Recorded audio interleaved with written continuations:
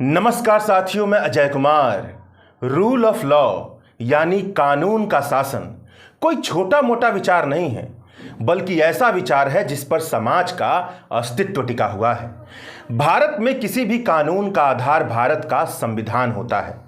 मतलब अगर कोई कह रहा है कि रूल ऑफ लॉ और लॉ एंड ऑर्डर किसी इलाके में बेहतर तरीके से काम कर रहा है, तो इसका मतलब यह है कि वह यह कह रहा है कि उस इलाके में संविधान के मुताबिक राजकाज चल रहा है। मगर उत्तर प्रदेश की योगी सरकार ने रूल ऑफ लॉ और लॉ एंड ऑर्डर जैसे शानदार विचार को इनकाउंटर और बुलडोजर जस्टिस के साथ जोड़कर इतना घटिया प्रचार किया है कि लोगों में यह धारणा बन गई है कि रूल ऑफ लॉ और लॉ एंड ऑर्डर तब बेहतर है जब पुलिस इनकाउंटर करे। समाज की नजरों में जिन्हें खूंखार अपराधी मान लिया गया है, उन पर बंदूक उठाए और उन्हें गोली से मार दे, भले ही कानूनी प्रक्रियाओं का पालन हो या ना हो। जब तक सुप्रीम कोर्ट ने बुलडोजर जस्टिस पर रोक नहीं लगाई, तब तक कई लोगों के लिए बुलडोजर जस्टिस भी लॉ एंड ऑर्डर का पैमाना बन चुका था और अब भी कई लोगों के लिए बना हुआ है। ऐसी हालत है। इस तरह के पैमानों के साथ दिक्कत यह है कि ये पैमाने रूल ऑफ लॉ और लॉ एंड ऑर्डर जैसे शानदार और महान विचार को बर्बाद करने वाले पैमाने होते हैं और धीरे धीरे समाज को भी बर्बाद करते रहते हैं। उत्तर प्रदेश में रूल ऑफ लॉ की क्या हालत है, इसे एक मामले के संदर्भ में आप सुप्रीम कोर्ट के शब्दों में समझिए। सुप्रीम कोर्ट के chief justice of India Sanjeev Khanna ने हाल में ही एक मामले की सुनवाई के दौरान कहा कि उत्तर प्रदेश में हर दिन सिविल मामले गलत तरीके से क्रिमिनल मामलों में तब्दील किए जा रहे हैं। सिविल मामलों से पैदा हुए झगड़े क्रिमिनल मामलों में नहीं बदले जा सकते हैं। ऐसा करना बिल्कुल गलत है।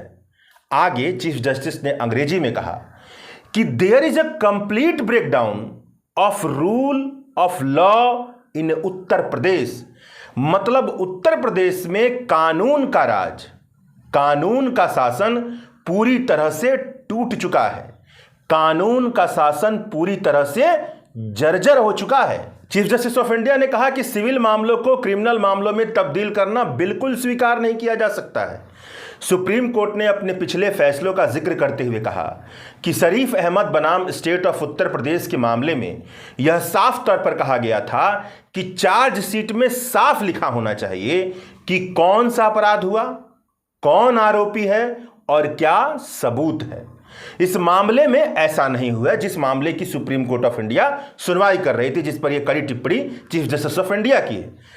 पहले भी ऐसे कई मामले आए हैं जहां मामला बुनियादी तौर पर जमीनी विवाद का था, प्रॉपर्टी बिक्री में धोखाधड़ी के आरोप से जुड़ा था, पारिवारिक संपत्ति के विवाद से जुड़ा था या बिजनेस पार्टनरशिप का झगड़ा था।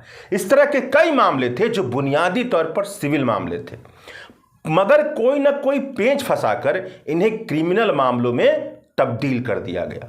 कई बार तो यह आरोप लगा है कि पुलिस को रिश्वत देकर के एफआईआर लिखी गई और क्रिमिनल धाराएं लगाई गईं।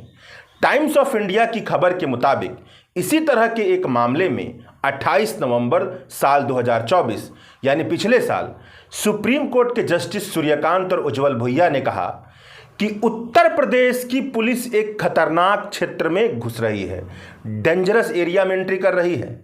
ऐसे मामले जो विशुद्ध रूप में सिविल मामले हैं, उन मामलों को क्रिमिनल मामलों की तरह रजिस्टर किया जा रहा है।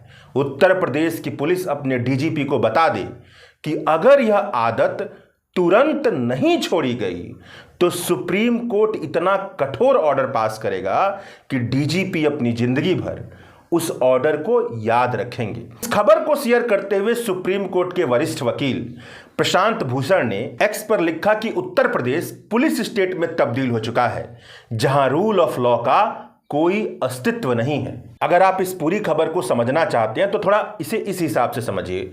मोटे तौर पर समझिए तो सिविल मामले वे होते हैं जहां झगड़ा दो व्यक्तियों के बीच या व्यक्तियों और संस्थाओं के बीच होता है, और क्रिमिनल मामले वे होते हैं जहां कोई व्यक्ति अपराध करता है।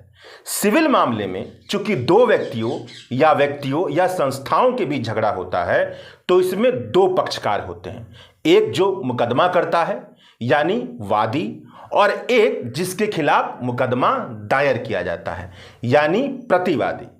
क्रिमिनल मामलों में अपराध होता है और अपराध को समाज की सुरक्षा के खिलाफ माना जाता है। इसीलिए इसमें एक पक्षकार अभियुक्त का होता है, मतलब जिसपे अपराध का आरोप लगा है, जो एक्यूज्ड है, और दूसरा पक्षकार अभियोजन के तौर पर सरकार होती है। सिविल मामले में जब मामला लिखा होता है तो ऐसे लिखा होता है, श्याम सिंह बनाम राम सिंह, और क्रिमिनल मामला जैसे कि स्टेट बनाम अजय कुमार। सिविल मामले में फैसला मुआवजा, संपत्ति वापसी या कॉन्ट्रैक्ट लागू करवाने से जुड़ा होता है, और क्रिमिनल मामले में फैसला जेल, जुर्माना या मृत्युदंड से जुड़ा होता है। कानूनी मामलों के जानकार कहते हैं कि सिविल मामले में लोग चाहते हैं कि दूसरा पक्ष जल्दी हार मान ले, इसीलिए क्रिमिनल केस बना करके जेल का डर दिखाया जाता है ताकि सामने वाला समझौता करने के लिए मजबूर हो। जैसे किसी ने पैसा नहीं लौटाया तो कुछ वकीलों की तरफ से धोखाधड़ी का आरोप लगाने की सलाह दी जाती है। पुलिस वालों को रिश्वत दे करके या अपने पावर का इस्तेमाल, अपने प्रभाव, अपने दबंग या अपने नेटवर्क का इस्तेमाल कर सिविल मामले को क्रिमिनल बनाने की कोशिश की जाती है। सुप्रीम कोर्ट ने शायद इसी तार को पकड़कर कहा है कि उत्तर प्रदेश में लॉ एंड ऑर्डर की हालत जर्जर हो चुकी है। अब सवाल यह बनता है कि सुप्रीम कोर्ट का यह फैसला उत्तर प्रदेश में कानून के राज के बारे में क्या बताता है, रूल ऑफ लॉ के बारे में क्या बताता है। एक तो स्वाभाविक तौर से जो स्पष्ट है वो बता दिया गया, अब थोड़ा इसको गहराई में देखते हैं। तो चलिए इस सवाल के जवाब को कुछ इस तरह से समझते हैं। भारत में रूल ऑफ लॉ का हाल क्या है, या उत्तर प्रदेश में रूल ऑफ लॉ का हाल क्या है, क्योंकि इसके लिए एक पैमाना नहीं हो सकता है, कई पैमानों का समुच्चय मिलकर के यह तय करता है कि किसी इलाके में रूल ऑफ लॉ का हाल क्या है। मोटे तौर पर देखें तो बेहतर प्रति व्यक्ति आमदनी यह बताती है कि सब कुछ ठीक ठाक चल रहा है और व्यक्ति अच्छा खासा कमा रहा है, और अगर कम भ्रष्टाचार है इसका मतलब संस्थाएं अच्छे से काम कर रही हैं, ईमानदारी से काम कर रही हैं, कानून का शासन है। तो जहां पर ऐसी स्थिति होती है वहां पर माना जाता है कि रूल ऑफ लॉ दूसरे इलाके से बेहतर है। मतलब प्रति व्यक्ति आमदनी और भ्रष्टाचार ऐसे दो बड़े पैमाने हो सकते हैं जो रूल ऑफ लॉ के बारे में ठीक ठाक मोटा अंदाजा देने में सक्षम हो सकते हैं। सरकारी आंकड़ों के मुताबिक कांस्टेंट प्राइस पर मार्च 2024 में भारत की प्रति व्यक्ति आमदनी 9,000 रुपए महीने के आसपास बनती है कांस्टेंट प्राइस पर, और उत्तर प्रदेश की प्रति व्यक्ति आमदनी कांस्टेंट प्राइस पर 4,000 रुपए महीने के आसपास बनती है। चूंकि भारत में चुनाव में होने वाला भ्रष्टाचार भारत के सभी भ्रष्टाचारों की जड़ में है, इसलिए भारत और उत्तर प्रदेश में भ्रष्टाचार की हालत को आप इस आंकड़े से समझिए कि सेंटर फॉर मीडिया स्टडीज का अनुमान है कि साल 2024 के लोकसभा चुनाव में तकरीबन 1,35,000 करोड़ रुपए खर्च हुए थे। यह अनुमान है, अब ये 543 सीटों के लिए डेटा है। अब अगर उत्तर प्रदेश जहां पर 80 लोकसभा की सीट है उसके लिए अगर इसी आंकड़े के आधार पर अनुमान निकाला जाए तो इसी अनुमान के आधार पर उत्तर प्रदेश के लोकसभा की 80 सीटों पर चुनाव के दौरान खर्च का आकलन तकरीबन 15,000 से लेकर के 20,000 करोड़ लगाया गया है। ये दोनों आंकड़े यह बता रहे हैं कि प्रति व्यक्ति आमदनी गरिमापूर्ण जीवन जीने की लागत से बहुत ज्यादा कम है, बहुत ही ज्यादा कम है। मतलब आज के समय में 4,000 रुपये महीने की क्या औकात है। और भ्रष्टाचार का कहर देखिए कि एक लोकसभा चुनाव में कितना ज्यादा पैसा खर्च हो रहा है, हजारों करोड़। मतलब इनका इशारा साफ है कि भारत और उत्तर प्रदेश में रूल ऑफ लॉ, कानून का राज, या एक लिहाज से कहें तो संविधान सम्मत शासन प्रशासन की हालत बहुत खराब है। यह तो बहुत मोटा आकलन हो गया जो यह बताता है कि भारत में रूल ऑफ लॉ का हाल क्या हो सकता है, क्योंकि बहुत सारे पैमाने हैं तो इन पैमानों से हम पता कर लेते हैं। और अगर थोड़ा सूक्ष्म तरीके से हम देखें तो वर्ल्ड जस्टिस प्रोजेक्ट की तरफ से दुनिया भर के देशों की रूल ऑफ लॉ के मामले में रैंकिंग निकाली जाती है। यह रैंकिंग 8 मानकों पर आधारित होती है, जैसे सरकार का पावर पर नियंत्रण कैसा है, शक्ति पर नियंत्रण पहला, भ्रष्टाचार की गैरमौजूदगी कितनी है, खुली सरकार है कि नहीं, मतलब ओपन सरकार, पारदर्शी जवाबदेही जो सरकार होती है, जो भी उससे पूछा जाए उसका जवाब दे दे। और आप देख रहे हैं क्या होता है, मूलभूत अधिकारों की स्थिति क्या है, कानून व्यवस्था की स्थिति क्या है, रेगुलेटरी इंस्टीट्यूशन सीबीआई ईडी कैसे काम करते हैं, सिविल जस्टिस और क्रिमिनल जस्टिस किस तरह से काम करते हैं, इन सब पर आप देख लीजिए तो हालत आपको खुद पता चली गई होगी। इस आधार पर साल 2024 में जो रैंकिंग निकली है, जहां दुनिया के किसी भी देश को रूल ऑफ लॉ के मामले में परफेक्ट स्कोर नहीं हासिल हुआ है, उस रूल ऑफ इंडेक्स की रैंकिंग में भारत 142 देशों के बीच 79वें नंबर पर है, 79 नंबर पर है, जब दुनिया के किसी भी देश को परफेक्ट स्कोर नहीं हासिल हुआ है। मतलब जहां से स्कोर हासिल हुआ वहां से भी देखा जाए तो 79वें नंबर पर। यहां मूलभूत अधिकार के पैमाने पर आप देख लीजिए तो भारत 142 देशों के बीच 102 नंबर पर आता है, और सिविल जस्टिस के मामले में भारत 142 देशों के बीच 107वें नंबर पर आता है। चूंकि राज्य के लिए पैमाना नहीं बनाया जाता, इसलिए उत्तर प्रदेश के बारे में वर्ल्ड जस्टिस प्रोजेक्ट कुछ भी नहीं कहता। वर्ल्ड जस्टिस प्रोजेक्ट के रूल ऑफ लॉ इंडेक्स बनाने के 8 मानकों में सिविल जस्टिस और क्रिमिनल जस्टिस को भी शामिल किया गया है, और इन दोनों के मामले में सुप्रीम कोर्ट का 7 अप्रैल 2025 का कमेंट यह कहता है कि उत्तर प्रदेश में रूल ऑफ लॉ की हालत बहुत जर्जर है। अब उत्तर प्रदेश में सिविल और क्रिमिनल जस्टिस की हालत को थोड़ा विस्तार से समझने की कोशिश करते हैं।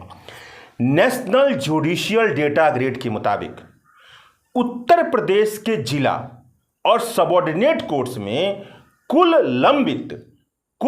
पेंडिंग केसों की संख्या 1,14,00,000 के आसपास है। जो कुल पेंडिंग केस है वह करोड़ों से ज्यादा है उत्तर प्रदेश में, उसके जिला अदालत और सबऑर्डिनेट कोर्ट में यह हालत है। इन केसों में 18 लाख सिविल मामले हैं और करीब 96 लाख मामले क्रिमिनल हैं। अब अगर इलाहाबाद हाई कोर्ट की बात करें तो नेशनल जुडिशियल डेटा ग्रिड के मुताबिक कुल पेंडिंग केसेस में तकरीबन 11 लाख के आसपास है। भारत की निचली अदालतों में सबसे ज्यादा पेंडिंग केस उत्तर प्रदेश राज्य में है। उत्तर प्रदेश की जिला अदालतों में करीब 16 लाख ऐसे मामले हैं जो 10 से 20 साल से पेंडिंग हैं। अब बताइए, वहां पर न्याय ही नहीं हो रहा है 10 से 20 साल तक। न्याय तक पहुंच के आधार पर अगर रूल ऑफ लॉ को देखा जाए तो कम से कम ये आंकड़े उत्तर प्रदेश के बारे में यह बता रहे हैं कि न्याय मिलने में बहुत लंबा वक्त लग रहा है। अंग्रेजी की एक कहावत है कि justice delayed means justice denied जैसी स्थिति है। मतलब अगर जस्टिस में बहुत देरी हो रही है, इसका मतलब है कि जस्टिस नहीं मिल रहा है। निचली अदालतों में 96 लाख क्रिमिनल मामले लंबित हैं। मतलब उत्तर प्रदेश में अपराध की एक ठीक ठाक पृष्ठभूमि है। उत्तर प्रदेश की आबादी 24 करोड़ के आसपास है और कोर्ट की संख्या बहुत ज़्यादा कम है। साल 2022 की इंडिया जस्टिस रिपोर्ट बताती है कि भारत में प्रति 10 लाख पर 50 जज होने चाहिए, मगर भारत में प्रति 10 लाख पर केवल 15 जज हैं और 19 पूरा अगर रिक्तियां मिला दिया जाए तब बनती हैं। इसका मतलब यह है कि बहुत बड़ी संख्या में जजों की संख्या में कमी है। अब आप बताइए कि अगर जजों की संख्या इतनी कम है तो न्याय मिलने में देरी क्यों ना हो, और कैसे यह विश्वास किया जाए कि जो न्याय के नाम पर दिया गया है वह वाकई न्यायपूर्ण है या नहीं। ये सारे आंकड़े उत्तर प्रदेश के लॉ एंड ऑर्डर की एक लिहाज से देखा जाए तो सच्चाई बताते हैं। लेकिन उत्तर प्रदेश की सरकार लॉ एंड ऑर्डर के बारे में कहती है कि कई अपराधी मुठभेड़ में मारे गए, मतलब इनकाउंटर कर दिया गया उनका, यही इसका मतलब है कि लॉ एंड ऑर्डर बेहतर है। वो इस तरह का प्रचार करती है, यह लॉ एंड ऑर्डर की निशानी है, वह कहती है। जबकि सुप्रीम कोर्ट और नेशनल ह्यूमन राइट्स कमीशन कई इनकाउंटर पर जांच के आदेश दे चुके हैं। योगी आदित्यनाथ पर विपक्षी फर्जी मुठभेड़ का आरोप लगाते रहते हैं। जानकार कहते हैं कि ऐसे इनकाउंटर में उन्हें रास्ते से हटाया जाता है जो रास्ते का कांटा बन सकते हैं, जो बाधा बन सकते हैं। उत्तर प्रदेश सरकार कहती है कि उत्तर प्रदेश दंगा मुक्त राज्य है, उत्तर प्रदेश में माफियाओं के खिलाफ बुलडोजर चला दिया जाता है। यह सब बताता है उत्तर प्रदेश सरकार के मुताबिक कि उत्तर प्रदेश में कानून का राज है। जबकि जब से योगी आदित्यनाथ उत्तर प्रदेश के मुख्यमंत्री हैं तब से लेकर के आज तक केवल उनके बयानों को खंगाला जाए तो ऐसे सैकड़ों बयान मिल जाएंगे जो सांप्रदायिक मकसद से दिए गए हैं, समाज में नफरत फैलाने के इरादे से दिए गए हैं। उत्तर प्रदेश में कानून के राज का यह हाल है कि बटेंगे तो कटेंगे जैसे सांप्रदायिक भावना को उकसाने वाले नारे कई शहरों में राजनीतिक पोस्टरों पर छपे मिल जाएंगे। उत्तर प्रदेश में कानून के राज का यह हाल है कि सांप्रदायिक तनाव लगातार बना रहता है। उत्तर प्रदेश को हिंदू मुस्लिम नफरत के मैदान में तब्दील कर दिया गया है। बाकी बुलडोजर जस्टिस के नाम पर शासन प्रशासन ने उत्तर प्रदेश में जो किया है उस पर सुप्रीम कोर्ट का ही कहना है कि यह कानून के राज पर बुलडोजर चलाने जैसा है। द वायर के और वीडियोस देखने के लिए सब्सक्राइब करें और बेल आइकन पर क्लिक करें। स्वतंत्र पत्रकारिता की आर्थिक मदद करने के लिए डिस्क्रिप्शन में दिए गए लिंक पर जाएं और अपनी राशि चुनें।